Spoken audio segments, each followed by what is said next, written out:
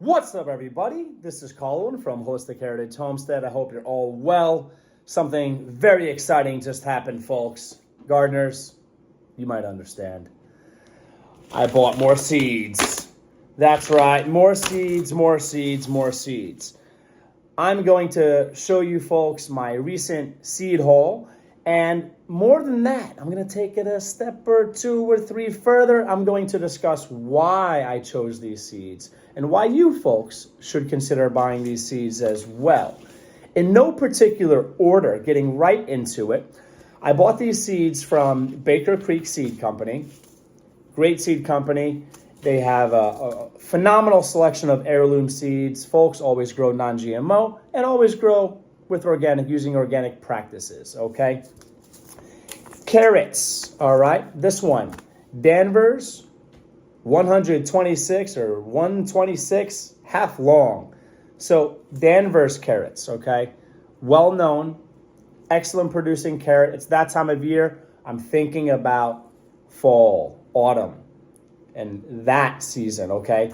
Our second season here in Missouri, and I'm going to be planting hopefully a lot of root crops and we already have some pumpkins growing, okay? Maybe beets and some cool weather crops as well, but I definitely want to grow a massive amount of carrots. Why should you grow carrots? Carrots are a great survival crop. They're nutritionally dense and they're calorically dense, okay? And as far as culinary uses, versatile. You could do so many things with carrots, and you can leave these in the ground up until the point that it freezes, and even after. The cold weather actually improves the flavor of carrots. There's a tip for you, a little information for you. It actually makes it sweeter, okay? So you can grow all the way up into winter and harvest throughout the winter if you like, okay? Towards the beginning of the winter, all right? Another one, lemongrass. We are going to be focusing a lot on medicinals, okay? And we love to cook, so we like flavor, we like nutrition because we care about health and wellness, and lemongrass is going to offer all of that. Also, lemongrass, I believe, is mosquito repellent, and mosquitoes love my wife a lot, and they get her, okay? So hoping we can get this growing in some containers and have it maybe outside on our back deck perhaps, maybe outside our front door. And hopefully we'll keep the mosquitoes away. Lemongrass is a really great thing to add flavor to your foods, okay? And it's a unique flavor, and it's something that's different. It's not so common. If you like spicing things up in life, literally and figuratively, then grow different types of herbs, grow different types of food that challenge your culinary expertise and make you creative and try different things. So looking forward to cooking with this. Hope it keeps mosquitoes away, and hopefully we can get some medicinal benefits from that. Okay, next up, ground cherries, New Hanover. I looked at, there was like maybe 2 or 3 options, pardon my memory, and I chose this one because this one is supposed to be really delicious, okay? Now, ground cherries are great because if you get them going and they're established and you have good soil, good quality soil, they can self-seed. Perennials are great, and things that self-seed are great because it's hands-off. Plant it once, and hopefully you're good to go. Keep on going, keep on growing, folks. All right, next up, goji berry. We would like to grow more fruit. I chose the black goji berry. There's the red and the black. The black, I believe, has higher anthocyanin content, higher amounts of antioxidants, therefore more nutritious that way. I believe the red is more nutritious in other ways, perhaps lutein, pardon my memory.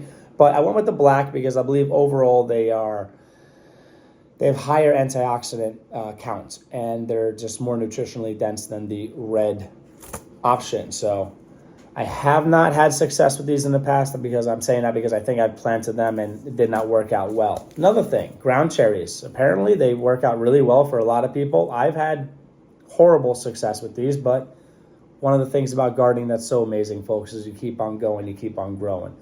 You learn. And I highly encourage to almost always or always grow from seed. Why?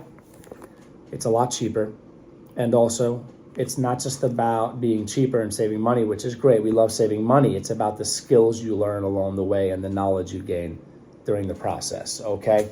So I'm hoping those are going to grow great, the ground cherries and the goji berries. Another fruit, strawberries. Folks, strawberries are a phenomenal perennial. You can get fruit for a few years, maybe up to 7 years, okay?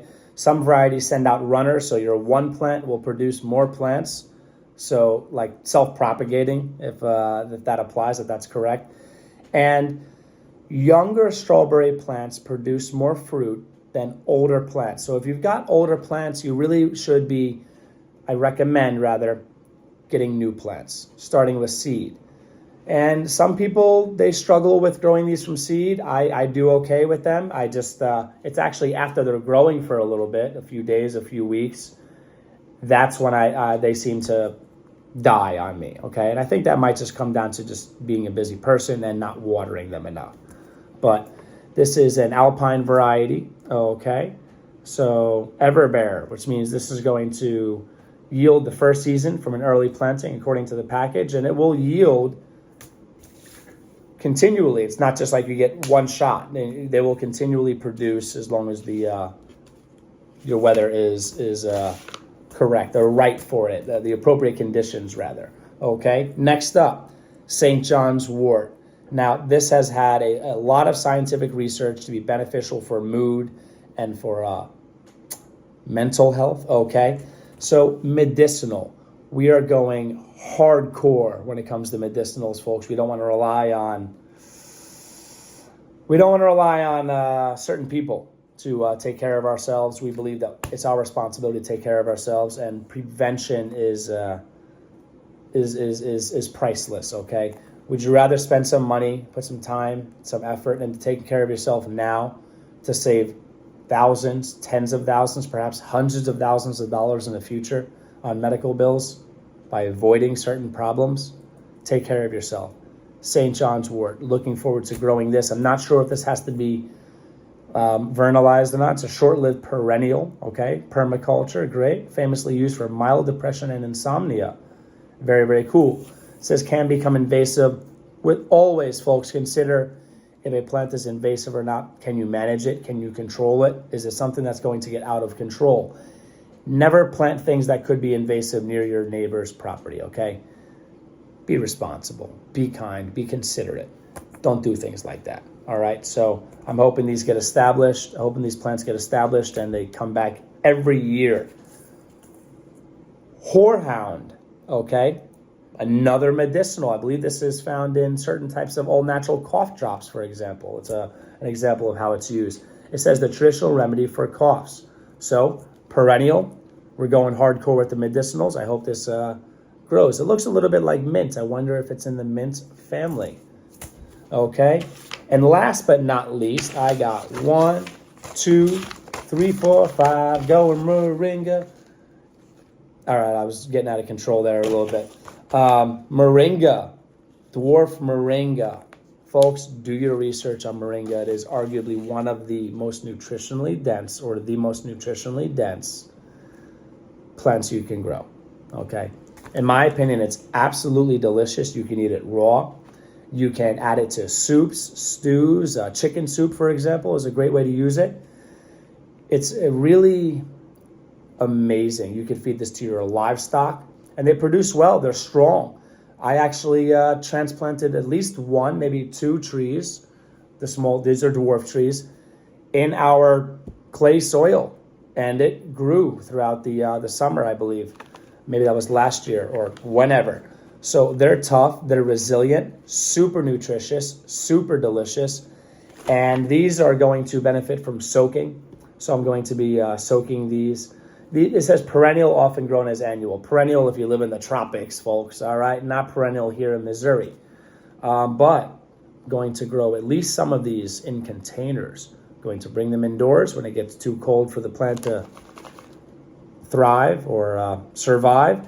And hopefully I can overwinter them indoors, get them back outside. I believe I'd done that in the past.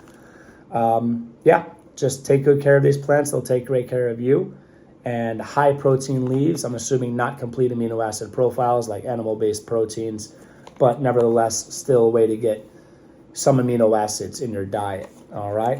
I'm going to soak these for probably 24 hours minimum, and hopefully the germination comes out great. I've had, at times, good to great germination with moringa, and at times, horrible germination.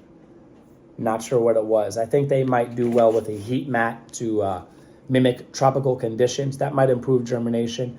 And maybe I also let them dry out at least once, maybe more than once, and maybe that stopped them from germinating well. So, folks, if you found this to be helpful, please subscribe, okay? I'm just going to give you more than, look at my seeds. Seeds, yeah. I'm giving you more than that, folks. I'm giving you information. I'm giving you tips. I'm giving you recommendations as far as why. Preppers, you really should subscribe because we cover a lot of prepping content in different ways. And one of those ways is gardening, producing your own food, okay?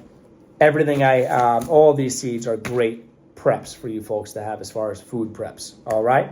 Please subscribe, get involved in the comments below. Have you grown these things? If not, are you going to grow them? Let me know. As always, I really enjoy all the comments. You folks are awesome. Thank you for your support. Happy growing.